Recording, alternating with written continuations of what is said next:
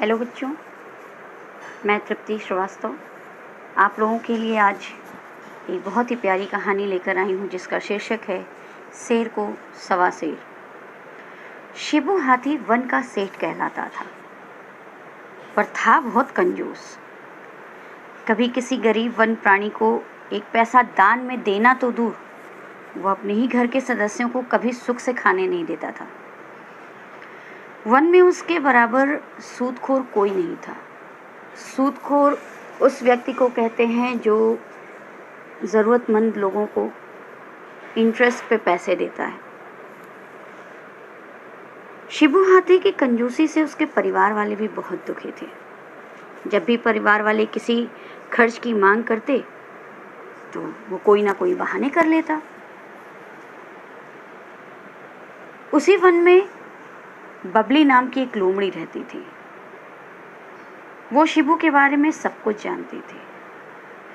एक दिन ऐसे ही बैठे बैठे उसने सोचा कि शिबू हाथी के पास तो लाखों की संपत्ति है, पर यह देता किसी को कुछ भी नहीं। इसे चतुराई से, चालाकी से सबक देकर ठगना होगा। बबली ये ख्याल आते ही बिना देर किए शिबू के पास गई और बड़े ही नम्रता से उसने बोला, सेठ जी, मेरे घर कुछ मेहमान आने वाले हैं। मुझे कुछ बर्तनों की ज़रूरत पड़ेगी। आप मुझे 8-10 बर्तन दे दीजिए। मैं कल ही ब्याज सहित आपके बर्तन लौटा दूंगी। शिबू ने पहले तो साफ इनकार कर दिया, लेकिन बबली के बार बार कहने पर यह सोचते हुए कि एक ही दिन में ब्याज भी मिल जाएगा, उसने बर्तनों को गिनना शुरू किया और बबली को दे दिया। अगले दिन सेठ के बड़े बर्तनों के साथ बबली कुछ छोटे छोटे बर्तनों को भी लेकर आई। शिबू ने बर्तनों को संभालने के बाद बड़े ही आश्चर्य से पूछा, ये छोटे बर्तन कहाँ से आए? तो बबली ने बोला, शिबू जी, आपके बर्तनों ने बच्चे दिए हैं, अतः मैं बच्चों सहित आपके बर्तन वापस लाई हूँ। और ये रहे आपके 100 रुपये ब्याज। इन्हें भी आज ही ले लीजिए, क्योंकि उधार लेना और अधिक समय के लिए किसी का पैसा रखना मुझे बिल्कुल पसंद नहीं है। शिबू लालची और कंजूस तो था ही, उसने कुछ अधिक ना सोचते हुए केवल इतना ही सोचा कि बबली मूर्ख है, और उसने बबली से बर्तन और रुपए दोनों ले लिए। 8-10 दिन के बाद बबली वापस आई और बोली, सेठ जी, 2 दिन बाद मेरी लड़की की शादी है। आपके पास सोने चांदी के बर्तन हो तो दे दीजिए, मैं तीसरे दिन ही वापस कर लाऊंगी। शिबू ने बबली को बहुत बेवकूफ़ समझा। उसने सोचा ये तो बहुत बेवकूफ़ है, और उसने उससे कहा कि बर्तन तो दे दूंगा, पर एक दिन के 500 रुपये ब्याज के लगेंगे। चालाक बबली खुश हो उठी।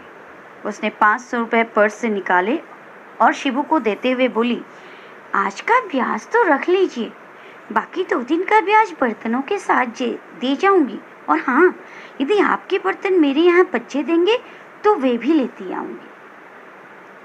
सोने चांदी के बर्तनों के बच्चे के साथ ही 1500 रुपये केवल 3 दिन में मिल रहे हैं। ये सुनकर सेठ जी की खुशी का ठिकाना नहीं रहा। उसने लगभग छीनते हुए बबली से पैसे ले लिए और फटाफट बर्तन निकालकर उसे दे दिए।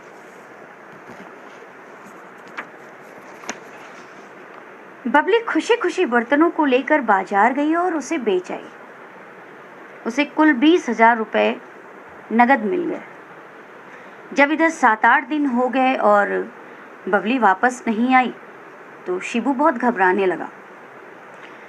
उसकी चिंता बढ़ गई। अगले दिन ही बबली अपना सिर मुंडवाए उसकी दुकान पर आई और बोली, सेठ जी, आपने मेरे साथ धोखा किया है। शिबू ने कहा, वाह, आज तक तो तुमने मेरे बर्तन वापस नहीं किए और धोखे की बात करती हो। तो बबली ने बोला, सेठ जी, आपने मुझे मरणासन्न बर्तन दिए थे। मरणासन्न बर्तन मतलब ऐसे बर्तन जो बेकार हो चुके थे। आपने मुझे मरणासन्न बर्तन दिए थे और घर ले जाते जाते सभी मर गए। मुझे उनका अंतिम संस्कार करना पड़ा और अब देखिए 13वीं के लिए मुझे 2-3 हज़ार रुपयों की भी ज़रूरत है। आप मुझे 2-3 हज़ार रुपये दे दीजिए। ये सुनते ही शिबू की तो जान ही निकल गई। वो कांपते हुए स्वर में बोला, ये क्या बक रही हो तुम? क्या बर्तन भी कभी मरते हैं? शिबू जी, जब बर्तन बच्चे दे सकते हैं तो उनका मरना कौन सा कठिन है। अब 13वीं के लिए तो रुपए दे दीजिए। इतना कहकर बबली शिबू से झगड़ने लगी और जोर जोर से चिल्लाने लगी। हाय राम, मेरी नाक कट गई।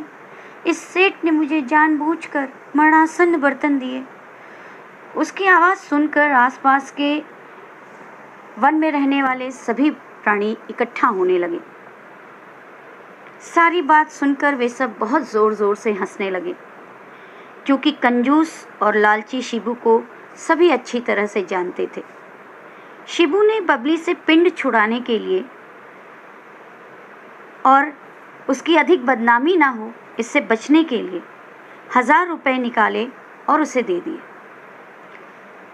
वन में रहने वाले सभी प्राणियों ने ये देखा तो कहा, आज आया है ऊंट पहाड़ के नीचे। उधर शिबू अपनी आंखें साफ करते हुए बुदबुदाते हुए दुकान में घुसा। मैंने तो इसे निरा मूर्ख समझा था, पर ये तो मेरी भी उस्ताद निकली। तो बच्चों, कैसी लगी आपको ये कहानी? अगर अच्छी लगी तो प्लीज़ आप मेरे इस चैनल को सब्सक्राइब कीजिए, कहानी को लाइक कीजिए और अपने प्यारे प्यारे कमेंट्स दीजिए। अब बात करते हैं सीख की। इस कहानी से हमें क्या सीख मिलती है? इस कहानी से हमें ये सीख मिलती है कि हमें कभी भी किसी के साथ छल कपट या किसी का बुरा नहीं करना चाहिए, क्योंकि कभी ना कभी हम जो भी और जैसा भी करते हैं वो बदले में हमारे पास लौट कर आता है। जिस तरह इस कहानी में शिबू को बबली के रूप में 1.25 शेर मिला। तो बच्चों, हमेशा दूसरों का सम्मान कीजिए, दूसरों का अच्छा सोचिए, अच्छा कीजिए। ऐसा करने से बदले में आपको भी सब कुछ अच्छा ही मिलेगा। तो इसी के साथ विदा लेती हूँ। फिर मिलेंगे अगली वीडियो में एक नई कहानी के साथ। Bye bye, take care and हाँ, घर में रहिए, सुरक्षित रहिए और समय समय पर सैनिटाइज़र लगाते रहिए, मास्क का उपयोग कीजिए। Till then, bye bye, take care.